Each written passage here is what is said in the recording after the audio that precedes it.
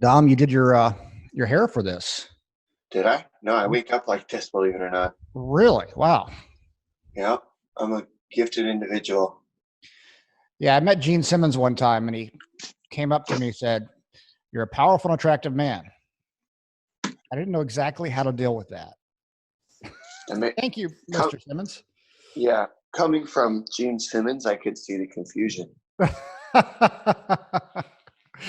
Oh my gosh, that's funny. We'll give people a little time to get on this whole Facebook Live, and normally takes about 3 to 5 minutes to get everybody on board. All right. As it's rolling. So but I'm excited to talk to you for sure. I'm here, bro. I'm here to talk. You're here to talk. I just had my coffee. I'm here making a sausage and egg burrito for the workout I'm about to get in. I got to power up, There you go. So that's it. So yeah, I'm here, bro. Let's do it. That's what it's about. That's what it's about. So what's the training schedule like on Monday? Today I got drills. We try to keep it as clean as possible. Limited people. You only got your group that you kick it with, your set person that you train with. Both you guys wipe off before, after, during. Always lights on and everything. And it's a normal practice that we do outside of, excuse me, this COVID situation, but you just keep it as clean as you can. Yeah. That's all you can do. Just like everybody living life right now. I mean, life doesn't stop. You just become very careful. I mean, it might not be the best way to put it, but realistically, it's like, you got to I look at it this way just to keep it easy. It's not the best example probably, but it's how I see it. It's like, I mean, just because you have to wear a condom doesn't mean you stop having sex, Right. It's like, you can't just you can't just stop everything because you got to wear gloves and antibacterial and a mask and just freeze life. Like, it doesn't work that way. You get to just live life with it. So, and be as safe as you can. And that's what you do. That's what I'm doing. No, absolutely. That's really good. That's really good. Well, I'll give everybody a little background as they're getting on. Thanks for everybody listening to the Big Idea podcast and watching live on Facebook and Instagram and other places that you can watch this. Today's guest is one of my good friends, someone I respect tremendously, that has overcome pretty much more adversity than anybody that I know in the sport of mixed martial arts to come back and actually be the UFC champion, two-time UFC champion. And really incredible story, kind of overcoming adversity with a lot of different injuries when everybody thought he was down and out. And I think that right now you could be the perfect guest because there's so much uncertainty right now in the world. There's so much uncertainty kind of with the coronavirus and with all the job loss and lots of different things. And if anybody could explain how to make a comeback and how to stay focused and strong during that adversity, I think the two-time UFC champion Dominick Cruz could do that. So Dom, how you doing, buddy? Excuse me. Watch an introduction like that, I better step my game up. That's what I'm good though. I'm it's good to know you too. And hearing that from you, being working at all these cancer hospitals, yeah, you've seen a lot of adversity. So that's a lot. You must have seen a lot in your time in the hospital. So it takes one to know one. Yeah, for sure. We've definitely seen a lot, but there's commonalities and threads to champions, and that whether that's somebody fighting a cancer diagnosis or even jumping in the cage or any major sports activities or anything, champion in business, champion parent.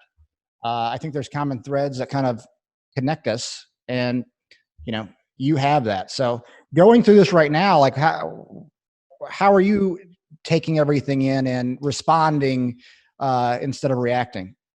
Yeah, like you said, I think that if this would have happened to me about 6 years ago, I'm not sure how I would have been feeling. Um, I'm honestly not sure how I would have responded at all. Like, I was at a place where I needed to always exercise, needed to always train, needed to always work, needed to always have a goal, needed to always be doing something. But that was actually, looking back now, because I was just trying to shut things out. It wasn't even necessarily that I was as busy as I was making myself. I just made myself those things to shut things out that I didn't want to deal with, or maybe relationships that I didn't want to build, or whatever it could have been. It could have been anything. But then I got hurt, and when I started getting hurt, all those options to do those things went away. They were pretty much gone. So I very quickly got put in this scenario that we're all in right now for about 3 years solid. And it was from nothing to 3 years. So it was like I had no preparation for that, mentally, physically, emotionally, at all. And I just told you what my mindset was like. I mean, I've got articles and magazines that said that I can't go a day without training.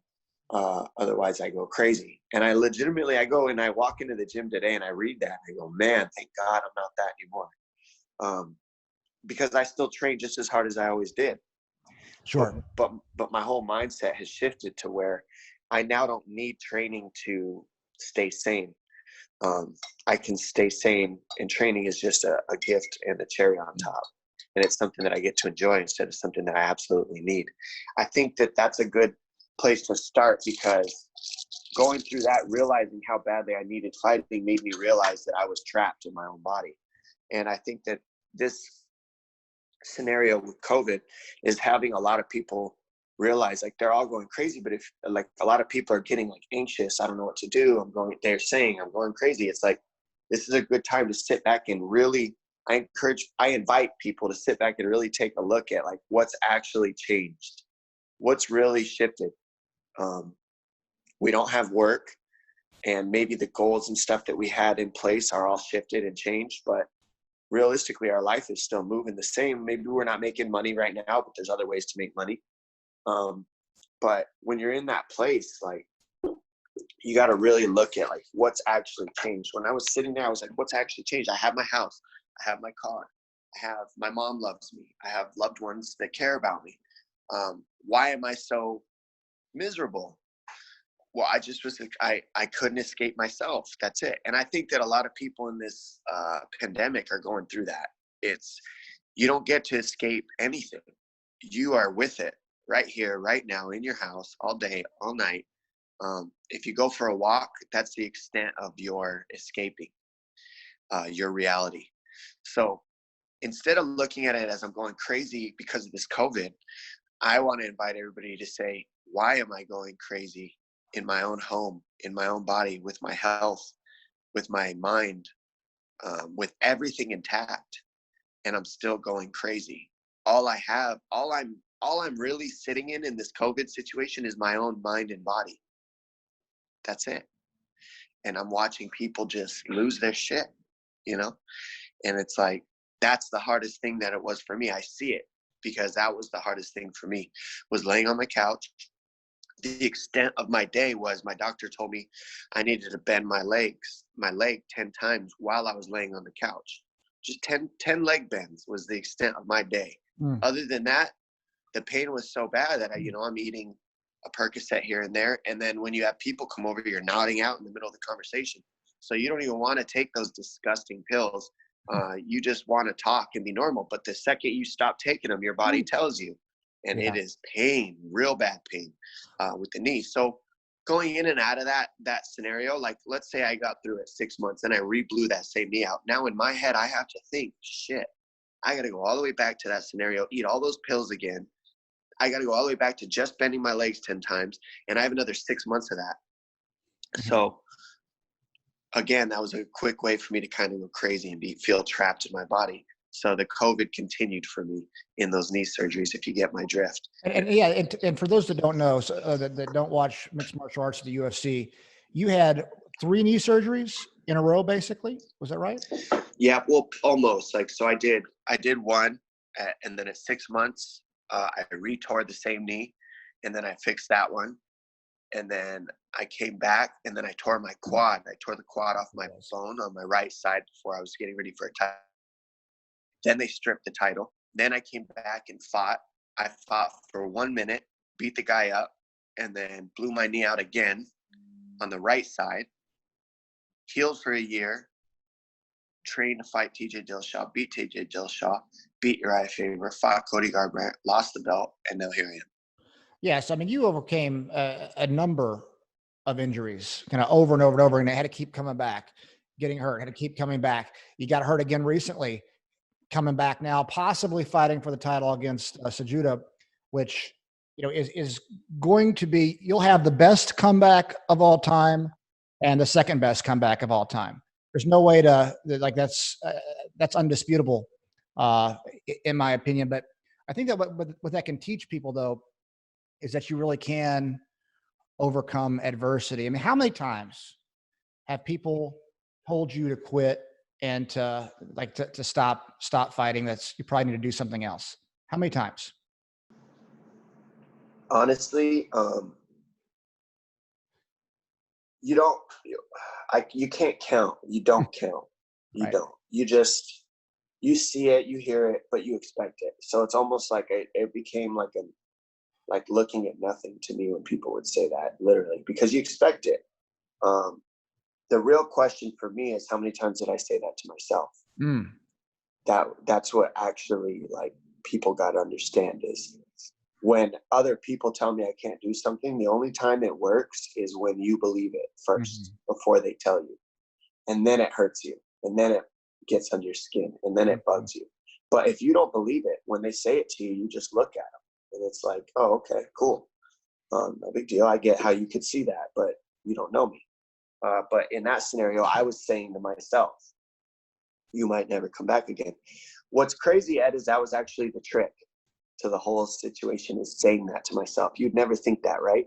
You would never think like, oh, actually, all he wants to do is say to himself he might never come back, and then maybe he'll come back. That doesn't even, in my brain at that point, didn't make sense. And then I found a point where I said, okay, this is real. When I blew my knee out the third time, well, actually, after I blew my quad out. So I blew my knee out twice, and then I came back, and then I blew my quad out. That was a weird one. That was just, I threw a bunch of kicks getting ready for a title fight, and the quad just tore off the bone because I didn't build the muscles up slowly. I just went straight into camp. So it tore. When that happened, I was really depressed because they took my belt, and I was like, okay, now they've taken everything. How humiliating is that? Like, you didn't even really lose it. You didn't lose your belt. They took it. Yeah. And that sucked. So for me, it was like, you're done, man. There's a possibility that your body just isn't doing this anymore, and that it's not going to get healthy, and you're not going to come back. And I was like, no. At first, I resisted that thought. No, you can't quit. Don't quit. That's perceived as quitting in my brain at that moment. Then, as time goes on, I start realizing, like, but I can't use my body anyways right now. Like, my body's not working. So why am I actually holding on to the fact that I'm going to come back and fight when essentially my body can't do it right now? And so if my body can't do it and my mind's telling me I can, I'm actually just like tearing something apart. Like, I'm not actually moving with the flow of what my body wants from me. I'm resisting it. My mind is resisting my body, essentially. So I thought about it, and I was like, maybe I do need to retire. Maybe I do need to just be done. And then maybe I can live my life and just not be trying to force something that isn't. And I can just enjoy what I have. So you surrendered. For a little bit. That's right. I surrendered. Yeah. And a lot of people don't understand that. Like, surrender, what are you talking about? There's so many depths to that word, is the best way I could put it. There's depths to it. There's, I surrender the war. There's, I surrender my thoughts. There's, I surrender my feelings. There's so many, like, depths. Like, it can go 6 feet, it can go 100 feet with how deep you go into serenity, surrendering. And I had to go all the way. So I let go. And what happened is after that quad, I just said, you know what, you're done. Stop. And what else can you do? What can you move to though? Because the reason why I was holding so hard on the fighting is because it was the only way I was making money. And it was like, I had put all my eggs in one basket at that point in my head. Like, all you can do, all you are is a fighter right now. And this is what you, this is what you chose. You quit going to school and you quit working to be a professional fighter. So then I said, you got to figure something else out, another way to make money. If this is the end, Dom, is what I spent. But do you see now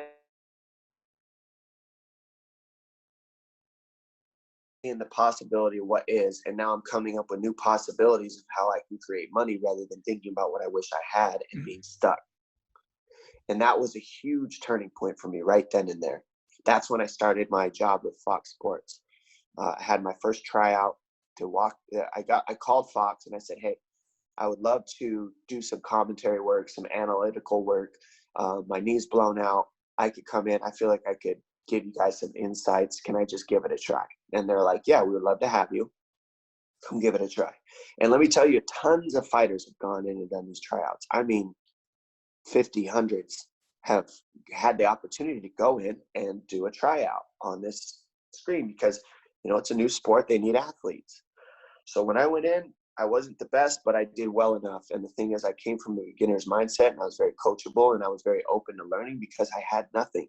You got to understand, when you come in all broken, you're humble. You're as humble as you can be in that moment where let me stop you for 1 second with what you're saying, just to, because you're giving some nuggets here. I want to make sure people get it. You came in with a humble mindset, you know, with a learner's, beginner's mindset. And, you know, so right now with all the change going on, you know, there's a lot of things that we've got to have that beginner's mindset. Like, what's really going on here? How do we learn from everything that's happening? How do we respond instead of react? And so go ahead with that. I just wanted to point that out. So the best way I can create I think the reason why, Ed, you wanted me on is because I can create usually good parallels and metaphors of my life and life in general and how this convert. Basically, my knee injuries, my injury stint has culminated to become the coronavirus is basically what we're creating a metaphor of. And obviously it's not that bad. I'm not here to say like I had some horrible, I'm saying that it put me out of what my norm was for 3 years. That's why I say that. Not because it was as bad or some horrible thing, but because my life stopped for 3 years and then more after that. But we'll talk about this 3 years because that was the beginning. And in that time, I had to make adjustments. And the first adjustment was letting go of what was and being willing to create with what is in the now, like not what I could have in the future or what I had in the past, but what do I have now? Where can I make a difference now? And it was TV. It was giving back to the sport. It was, you know more about this sport than anybody. You're a world champion and you know it, Dom. How can you give back to mixed martial arts? Because look at what it gave you.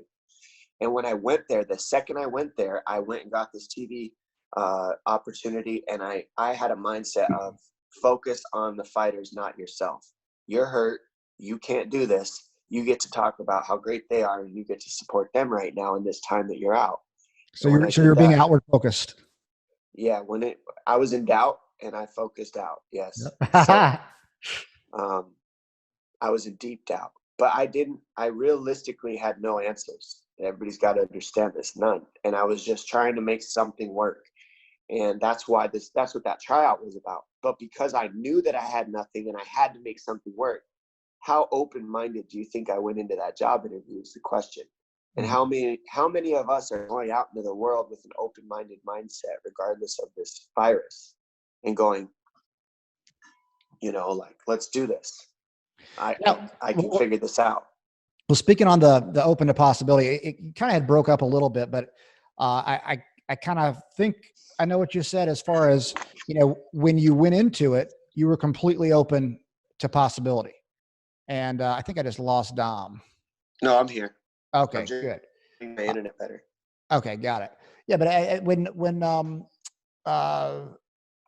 you went into it, you were completely open to possibility.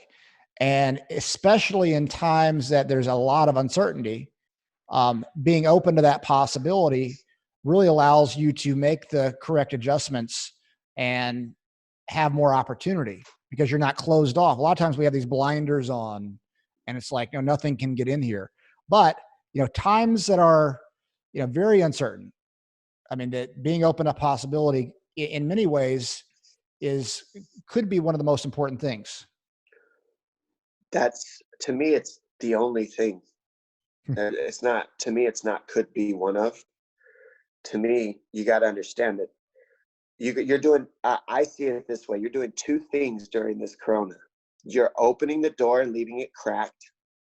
You're leaving it cracked, or you're closing the door and saying, this is it. And I'm always leaving the door cracked so that something can go in or out. You gotta create a possibility. If you shut the door and you're right about everything, I can't have anything. This virus stopped my work. My work is the only thing I can do. I can't get in my car because I might get the virus. If I get the virus, I'm gonna die. Blah, blah, you can go so deep into negativity that you close the door on possibility. Sure. And it just doesn't work that way. It might work for you for a little while. You might not get the virus, but your life, you might as well be dead if you're not living. If you're not living. Well, and to that point, Dom, we were talking a couple of weeks ago and just kind of playing this thing out. And you made an interesting distinction is that, you and I surrendered to fear pretty quickly. We surrendered to the fear. We kind of do that day in and day out through our lives. And so in many ways, I was wondering why I wasn't exactly relating. I'm like, and you're very good at pointing specific things out. Talk about surrendering to the fear right now and what really that means, because I think it could help a lot of people. Yeah, well, fear is real and it's not going away and it's always going to be there. So I learned to have a very soft, gentle conversation with fear because it's not going to go away. And, there always with fear, there's always some kind of for me, vision of torment and horror and negativity and hide from it. That's what fear used to represent to me. And I completely changed my conversation with fear to where it's actually a protector. My fear is a big protector. It's like if I had one big, giant, cuddly teddy bear that was on my shoulder that said, hey, you might not want to do this. You could possibly die, man. And I'm like, thanks, fear. I really appreciate you. But yeah, I do know that I just did a 12-week training camp with Jeremy Stevens trying to kick my head off, and he did not succeed, fear. So I believe that this tiny, short, very lacking of confidence human being, Henry Cejudo, cannot touch my head because he's too short.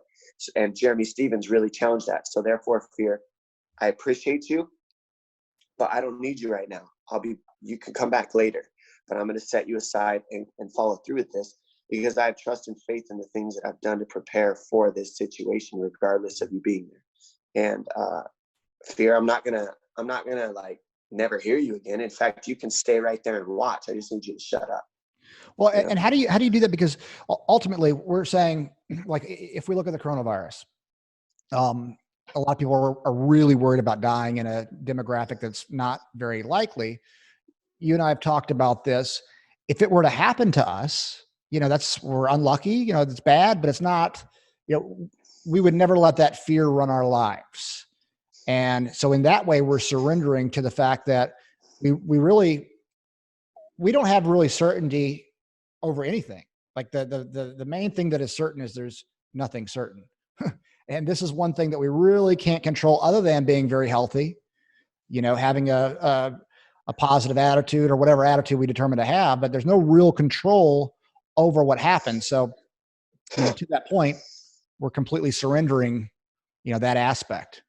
Well, there's another layer to that. So yeah, it's okay. So I'll surrender to it. I could get it. I could not. Real easy, Dominick. Cool. And that's what your head kind of says in your brain. Well, it goes even deeper though, why me and you can do that, Ed, I believe. And why not just me and you, but there is a percentage of human beings that do this, usually athletes, usually daredevils, stunt devils, people that have their life on the line can do this. And what it comes down to, Ed, is you run a cancer hospital, you watch and you see death, unfortunately, on at a very high rate, I would say, yes. Yes. Okay. So I deal with death and fear of death on a regular basis because my body doesn't know that it's not going to die when I'm in there. It feels like it's going to die when somebody's trying to take your head off, choke you unconscious, rip your arms off, break your ankles. That those thoughts, your body doesn't go, oh, he won't do that. Your body goes, he's going to do that, and he will put you to sleep, and you will have a bad day if you go to sleep today. Yeah, your whole day is going to bother you and haunt you. You don't want this morning down. So my body doesn't know the difference. It's just in fear. It's just like, you are going to die. So me and you, because of the constant conversation with death, you start to see that I can't control death. Death is inevitable. So it is uncontrollable. It's going to come when it's going to come. And there's nothing I can do about it. So actually, Ed, I believe that guys like us have a conversation with death, not fear, that's a little bit deeper. And if you go all the way back to like old samurais, they have a conversation with death that's actually very healthy. They're so ready for it and okay with it that they live in the purest moment of the purest form of the now, because you can't control death.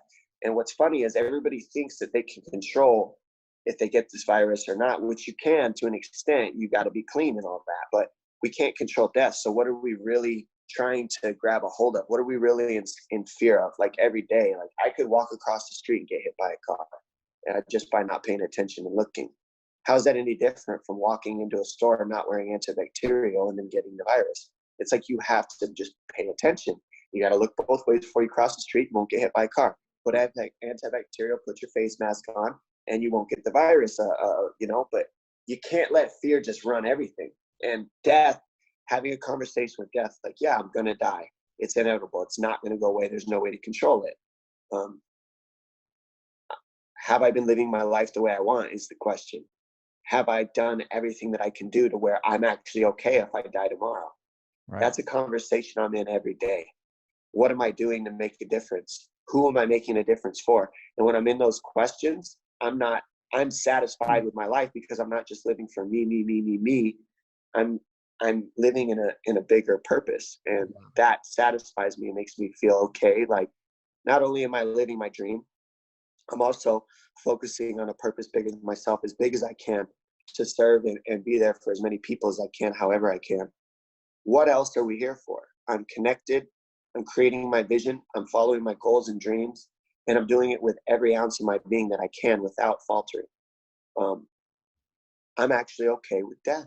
If I died tomorrow, yes, it's not what I want, excuse me. But if I died tomorrow, I think my mom would be at my funeral, and everybody who knows me would have a celebration of life for me. It would not be a funeral. It would be a celebration with how I lived my life, who I gave to. My mom would be smiling. I stand in that. I stand that my loved ones would be, because I've chosen to live a certain way that they know I've given everything I can. It's not going to be a sad thing. I mean, Dom did it as hard as he possibly could. And in that place, I can have a good conversation with whatever fears come my way, because if I die tomorrow, I know I'm okay. No, absolutely. That's beautiful, because I mean, ultimately a lot of people are really afraid of death. And, the points that you're making, I think are very important. Being outward focused, living 110% in, serving others, also living your own vision, knowing that vision makes a difference in other people's lives and betters people. A lot of people wouldn't know this, but you were one of the first investors in United Cancer Centers. Bigger vision than all of us, making a difference to the world. So all the cancer patients out there that are watching this, Dom has been a big supporter of Chipsa Hospital, because he sees the difference that it makes. He understands, we're very close. He understands that vision of serving people. That's how Scott lives. That's how Dedrick lives. That's how I live. How do we constantly serve others and make a difference in their lives?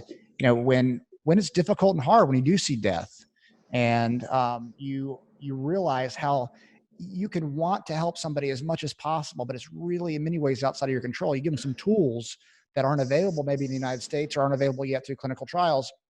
But, whether they work or not, in many ways you don't have control over. So you got to surrender to the fact that you don't have control over it, but there's a possibility that this could save this person's life or death every single day.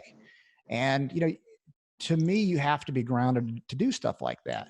And, I think too, from my fight training back in the day, it helped that a lot too, getting, fighters ready mentally to step in the cage. Hey, this is what could happen. This is what can happen. One of the things Lloyd always said was, as long as you give 110%, whether you win or lose, you're still a champion. And that gave me peace, because it was all about winning and losing back then for me. Now the whole idea of win-win wasn't necessarily there. It is now, but that gave me some peace. Like, that gave me an out. Oh, you know what? If I give my best, it's okay. I wanted to surrender to that, because there was always the possibility of losing. So whenever I was able to really explain that to my fighters, I felt like it made a big difference to them too, because I was a really hard coach, but they didn't know that it was all, you had to do it 110%, or maybe I'm not worthy if I lose. But no, actually, you know what? As long as you give 100%, you're still a champion. That idea. But so there's a lot of lessons, from that. And I'm glad that you kind of brought all that up. Well, with fear, I got one more thing. I'm in a process, and I'll just share this as quick as I can, because it was a real big thing for me.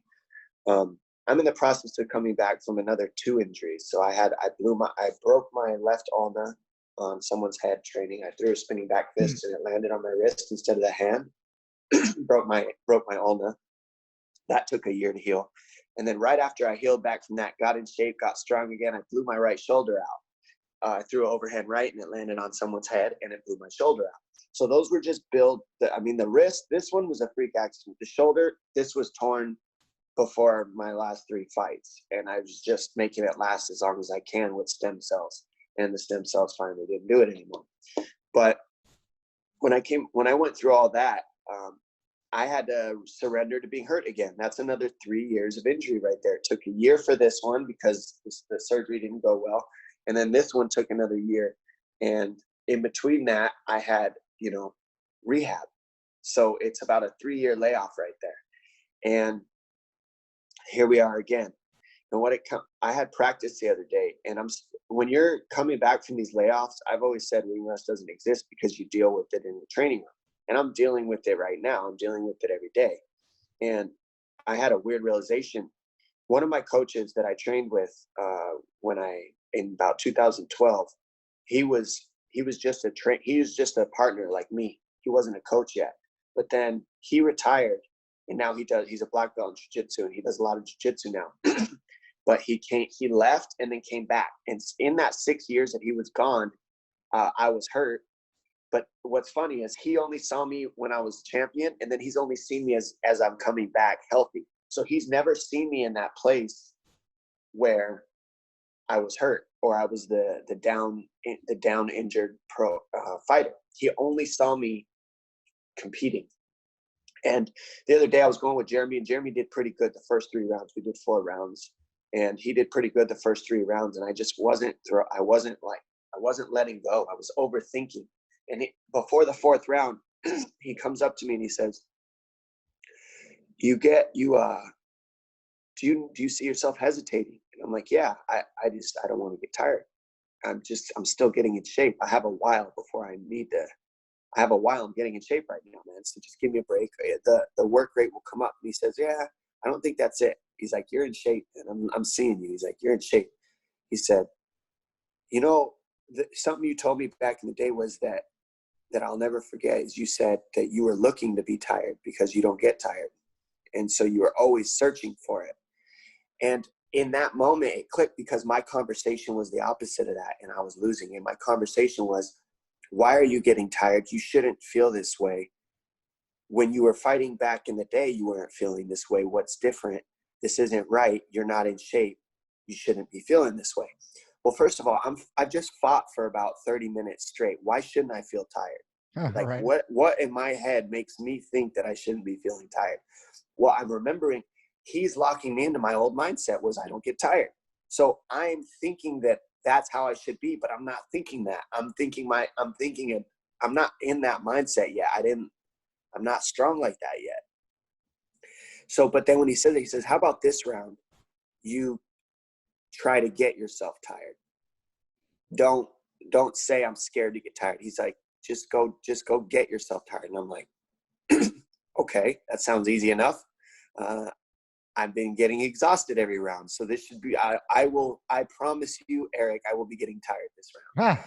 And so I went out and I did super good. I came out with a completely different mindset. I was first because I wasn't scared to get tired. So I just went. I popped him in the nose, did really good. The first 3 minutes of the round, I dominated it. And that was a click. Now, next step happened. I got 2 minutes left in the round and I'm tired. Yeah. There it is. Been there. Now, yeah.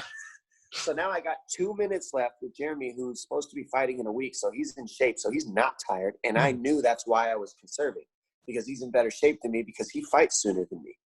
And so I'm trying to forever trying to keep this from happening. Well, it's here. You're tired. He's not. Now what? And now I'm dealing with my biggest fear right in this moment. And did I get knocked out? No. Did I get hurt? No. Did I do really well? Yes. Did I win that round? Yes. So I learned an important thing, that when I started looking to get tired, I always had a positive outlook and I always succeed. But when I run from exhaustion and say, I'm not supposed to be here, I shouldn't feel this, how is that even true? That's not true. I'm telling myself that. And now in my resistance to feeling what I'm supposed to feel, I create more resistance and more exhaustion. I was getting twice as tired, resisting being tired. When I told myself, yeah, get as tired as you can. Go find the exhaustion. I found it and I did it right. And I won. I completed the goal. And now the next time I do that, I'm going to push even a little farther. Now I'll get to 4 minutes without getting tired. Then the next day I'll get to 5 minutes. Then the next day I'll get to 5 fives, where I'm trying to get tired and I never find it. What happens if I never find it? Yeah, no, absolutely. Yeah. Then you're great. Fear is non-existent. And so that's the key, is I found that in that time, and I convert that to life and say, man, how often do we just need to push into our fear and stop resisting them? Yeah. Surrender to them, be with them, look for our fears, actually hang out with them, sit next to them in our arms, hug our fears. Sure. And then what can be created from that? Well, you think about surrendering to the fear, and tough guys, in many ways, you're taught, don't be afraid. It's not, it doesn't really acknowledge fear. I remember Hickson Gracie back in the Choke documentary. For those who don't watch martial arts, go back and watch that documentary. It's one of my favorites of all time. But he said, I believe intelligence and fear are close together. He said, the person that says I'm not afraid, is stupid to him or silly to him. I forget, maybe both he said, but that idea that intelligence and fear are close together, when you understand how to harness it, when you understand how to accept it, when you understand how to work with it, you're talking about being right here. You're like, no, come on. It's okay to be afraid. The more that we try to resist the fact that we are afraid, and Dom and I are super alpha males, this is, that's what, but we're acknowledging we're afraid, in many ways every single day. It's with us, but we don't let it exactly run our lives. We acknowledge it, we work through it. And with that understanding and acceptance is in many ways peace on the other side of that, because you're not being controlled by it. You're kind of living with it, and in many ways letting it go by, accepting it or surrendering to it. Yeah, you're just being with it. You're not in resistance. It's almost so easy. It's hard. It's hard. That's what's crazy about a lot of these things in your brain. It's like, okay, just be friends with fear, and then you'll be okay with it. Yeah, that's true, but then you got to really practice it. It's much harder than it sounds, but you can practice it, is the point. It is out there. It can be done, and that's the invite. Well, yeah, and the next step too, is you can look at the sadness too. So let's say you're afraid of losing everything right now. A lot of people are without their jobs. Real estate market is likely going to be, tanking. You're going to see people lose their homes. You're going to see all these things. So that's scary stuff per se. Behind that, when you lose those things, is sadness. there's a lot of sadness, because you've worked so hard to reach, those goals, or to provide X, Y, and Z for your family, or, some people aren't going to be able to go to college. It's just sad about it. There's lots of different scenarios for the sadness. Another thing to that as well is to acknowledge and accept that sadness, kind of be with that as well. Surrender to those feelings, because the more that we can be in our experience, this is mastery from Choice Center, actually. You know, basically, accept what is going on, experience your experience, and eventually let it go. Being with that, thoughts, feelings, physical sensations. I have thoughts that, oh my gosh, I'm losing everything. I have feelings that I could be afraid, or I could be sad. And then where am I feeling it? Experience your experience and let it go. And, maybe we've taken those ideas for granted too, because we've had a lot of practice in those tools. But right now, I think it's good to be, talking about these things to people, because those things and the parallels to fighting that you have, this is life. Overcoming adversity is a part of life. We're going into an experience in the world that it's likely going to be like nothing we've ever seen before. Things are likely, if you listen to, really dig into what the banks are saying, you really dig into what the economists are saying, they're staying optimistic in the sense that, oh, we think we can bounce. But in reality, we don't know. It's so much uncertainty. And, it's much like the tools that we've learned, through fighting, or through Choice Center, or through running a cancer hospital, where you just got to surrender to those things and acknowledge them. Don't say that they're not going on, because then you're resisting what is. I mean, what else could I say to that? You pretty much nailed it. It's much more difficult if you don't practice. Right. You gotta put these things into effect, and it's not easy. It's one of the hardest things I've ever had to learn. But when you get people that can help you move into those places, you can't do it alone. I've got an Ed, I've got a Scott, I've got a Robin, I've got my people that are pillars that hold up the building. If I was the building, I make sure I have these pillars that lock this building into place. And each one of those pillars isn't the same. Each one of those pillars holds up a different part of the house, so it can't be the same. And I need each pillar for what it is. And when I get in these places of fear, I reach out to one of these pillars, and the pillars lock the house back up and keep it safe and keep it focused and keep it sturdy and keep it strong. And the second I start beating down one of those pillars, one of those, stable things, and I stop trusting it, it starts getting cracked. I walk around in a part of my house that has fear in it, because I'm scared it's just going to fall down and shatter on top of me. So for me, the best way that I can explain how I do those things that you're explaining, Ed, is I reach out to my pillars. I don't know how to do it. I didn't know how to do it on my own. I had to reach out for help. I don't know all this stuff just because I know it. Yeah. You have to reach out to people that one of my gifts is I'm really good at spotting what I'm not good at, and then finding people who are very good at that, and then attaching to the hip of them so that I can assimilate their gifts. And that's why I'm sitting next to you and Scott as much as I can, because you guys are in a different line of work than I've been in, and you focus all your life's energies on that line of work, while I focused all my life's energies on another line of work.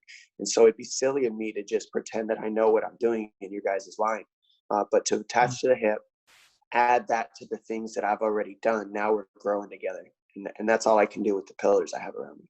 No, it's beautiful. And, to that point of reaching out, right now with all the COVID stuff, everybody's focused on the mortality rate, but there's people at home that are, domestic violence is going up, suicide's going up, addiction's going up. One of the things that I say when I speak, it's from a study, but it says that the opposite of addiction isn't sobriety. The opposite of addiction is human connection. And, if we don't have that human connection, for addicts especially, it's a bad thing. They can go down a bad road. But to your point of reaching out, and, calling on friends, getting help at this time. This is Dominick Cruz, the two-time UFC champion who has the greatest comeback in UFC history, is about to do that again, telling you he's reaching out for help. He's reaching out to his friends. He calls them his, the pillars of his life. For people listening, just realize the level that Dom is at and what he's saying. How does that talk to you? How does that speak to you? Because he's surrendered to that. He knows that this is what he needs to do to allow his mental health to be where it needs to be. He's teaching in a way how to deal with fear and sadness and uncertainty, how he's done it to become, one of the greatest champions of all time. And, I say that because I think that maybe there's a lot of people being forgotten right now and they feel like they're forgotten. And, I didn't want to glaze over the fact that you do reach out for help, and just talk about that, maybe like with the mindset of some people right now, the importance of that. Well, here's an example. How many people would come onto your show and freely admit how scared they are about life and fighting and everything else? That's the first step, is vulnerability. So the reason why a lot of us don't want to reach out is we always want to look perfect. It's like, if you're always looking perfect, then you always got your stuff together, then, you're perceived to be the one to reach out to for help all the time, not the one that needs help. And I feel that freezes a lot of people, just that image of themselves. For me, I've had the blessing of taking an ass whipping before. And that's why I feel like everybody on earth should have to take at least one ass whipping in their life. Because after that, you will be humble for the rest of your life. You just will. You can't help it. I just got beat down, and wow, that sucked. That was embarrassing. My nose is bloody. I couldn't get up. He just choked me 3 times. Like, what just happened? Like, I am not the man right now. And when you face that, that's the worst of it. That is the worst of it right there. For me, it's like, now, I just need to tell you I'm a little scared. Yeah, I'm scared. This guy just manhandled me right now. I just fought 6 people in 1 round, and they were switching on me, and there was no way I was going to win that. So yeah, I've been dominated today once. Why not just tell you about it? And it's okay. That's gift number 1. You have to have that. Once you have that, then you can start admitting your fear. But it comes with being willing to be vulnerable enough to admit your faults and the things that you're not good at, and stare them in the face and say, yeah, I'm not good at this, so now I got to reach out to be good at it. If you can't tell that truth to yourself, you're never going to reach out. Yeah. So, I mean, it's something that I think is underrated. I don't think that people do that a whole lot. And I think at the higher levels of, even business, I mean, I have all my consultants. I'm actually going to have one on later this week. I've got a number of people that I reach out to.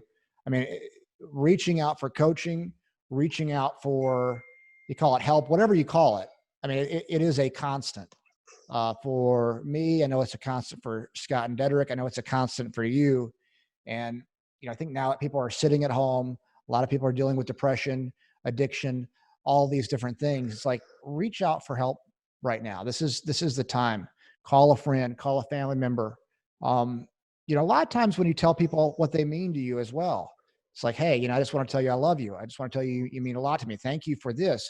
It gets you connected with that human connection that you have that we're kind of missing right now because we're not physically connected. But it's just some thoughts. I think that touches on what you just said right there, touches on why we're seeing domestic violence go up and all these things at home.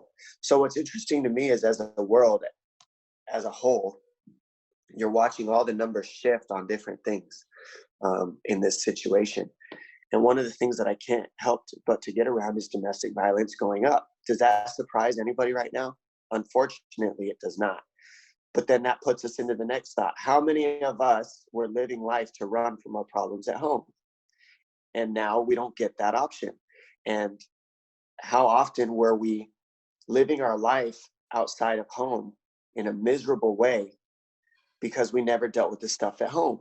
And now you're locked in your house with this person and they're beating you, or there's issues or whatever, and you got nowhere to go to deal with it, but deal with it. Do you deal with it? That's the question. Or do you stay in that and keep getting beaten and keep being in fear? Nobody's wrong for what they choose, but we are at, if you're in that situation, you are at a point where I believe the flow of the universe, for whoever doesn't believe in a higher power, Jesus Christ, my higher power is Jesus Christ. I believe that those situations are put there for you to make a change. So do we stay the same route, or do we shift? Do we make another choice? Because look, this isn't stopping, and you're stuck with this person now. You don't get to go to work to dodge it. You don't get to go ask somebody at work to hang out a little longer so you don't got to go home and deal with your significant other. Now you're going to stay with them. What do you do about it? What choices do you make? How do you shift? How do you get yourself out of this? Because in a time like this is where everything that's evident in your life hits you or it doesn't. And when I'm looking at the world was inflamed. The world itself, okay? We have forest fires, we have storms, we have this COVID, we have earthquakes going on, we have wars going on. We have, the whole world is inflamed with our way of being, I believe. Mm-hmm. This virus shut the world down. Everybody's inside. Do you see that the world has the best numbers of the environment that we've had in forever? So the world is now breathing. Guess who's not? The ones that are locked inside with themselves. I'm watching everybody else. All the world takes a deep breath while everybody else goes inside into their own lives and doesn't attack the world with work, doesn't attack the world with their problems, doesn't attack the world with anger, because you're locked in. So all that stays with you in your household, with your people, with your loved ones. And it's not going out to it's not going to work. It's not going to chopping down logs in the forest. It's not going to all these other things. The inflammation is now going into our relationships. Mm-hmm. And I'm seeing that around the world, is that people's relationships are inflamed, and then they're focusing out on going to work and not dealing with the inflammation in their relationships. Sure. You're locked in now. What are you going to do about the inflammation going on in your lives? Are you just going to keep pretending it's not there? And then when everything starts back up, shut it all out again with all the work and all the things? Or are you going to deal with that now? And then when the world opens back up, you have nothing holding you back. And now you're exploding onto the scene. Those are the questions that I want to invite everybody to be in. And don't be in answers. I want to invite everybody to be in those questions and stay in the questions. When you find an answer, you're stuck. Yeah, you're right there. You're not moving. That's the end. And that's all you want, is like to be like, okay, I'm done thinking. Be in the questions, keep going. Those are the possibilities. That's leaving the door open. Yeah, well, staying in the question is definitely something that I hear you say a lot, and it's something that we do a lot. Always in the question. Being in the question is being in possibility. That is the question. Yep. Are you staying in the question? Dom, I know that you got to run for training. I don't even know how long we've gone, but it's seems like at least an hour or close to an hour. Something like that. Yeah. Yeah. Yep. So it's about training time. You do have some videos coming out. I do want to talk about that for a second. And actually, I'm going to go find these videos for probably 2008 of you training and doing footwork drills just to show that back in the day. You've been doing this stuff for a long time, but you have I believe it's 6 videos coming out doing footwork drills. What are they, and what do we have to look forward to? Well, right now, in a time like this, we're all at home, we're all looking for stuff to do, and there's solo drills that I do on my own all the time. You'll see me doing a lot of the stuff on my roof, on my social media. I'll post videos of like some of the stuff that I do, and everybody goes, "Oh, I love it." So I was like, you know what? Let's give everybody my footwork, 6 of my footwork drills, 1 drill a day for 6 days, and they're not more than 3 or 4 movements. But what you'll find is when you do them, there's a lot more to moving. You're only moving your feet 4 steps, but there's so much more to moving your feet with footwork that's what you get to learn.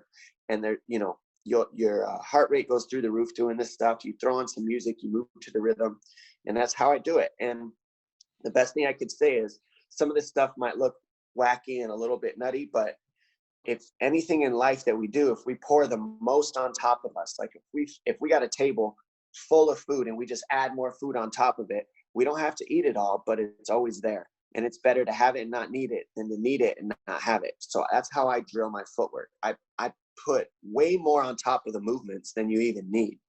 But that's the benefit. And that translates to all sports. I mean, a lot of my movements I've stolen from analyzing football. Running backs in football, when they run into the line of scrimmage, they have to hit parallel angles in order to get back up the line. I've taken my footwork from basketball with feints, how they double step, create crossovers, things of that sort. I've taken my movements from hockey. I swear, like, I've watched all sports and come up with movements to create different angles and different planes, because in all these other sports, they have to hit different angles, different planes. It's not just straight and back, straight and back. And so all those thought processes go into it. I'm very passionate about it. I love it. And it's a gift if you guys give it a whirl. It's a lot of hard work too. So you'll get real sweaty and get a good workout out of it. Yeah. So people are watching this. They want a cool workout. This will be coming out the next week or so, I believe. Yep. Check tag out a friend, Dom. tag your favorite guy. Make sure you're doing the movements and tag yourself in it, please. Yeah. Tag your friends, kind of get involved. I mean, people are looking for workouts right now. Dominick Cruz has the best footwork in mixed martial arts history. I say that for sure. Nobody can really hang with the footwork. Actually, you're being copied now, so there might be some guys that come and catch up eventually. But it's from what you started. They're up there, and there was a time where this was all considered. If you go all the way back to the WEC days, you wouldn't see anybody fighting like me. It's 2020. You'll see a slew of people who took a lot of the things that I use and they're adding it to their own style. They don't fight like me, but they've taken a lot of the fundamentals and added it. Footwork, shifting, switching stance, head movement, being hard to hit, speed, combinations. All these things have been taken from the top. Me. Yeah. Well, you're a trendsetter. There you go. Dominick, thanks so much for being on today. I'd love to have you on again soon. I think these conversations are very beneficial to a lot of people. There's a lot of parallels in fighting. There's a lot of parallels in the comeback that you have done over and over and over again and getting ready to do again. And I hope that people can really listen and take it in and listen to it a few times. Listen to this interview a few times to understand the concepts, because sometimes it does take repetition, just like anything in life. It takes practice. But I believe it can help a lot of people. Agreed. Thank you. Thanks, Ed. All right. Thanks, Dom. Love you guys. Peace. All right, brother. Peace.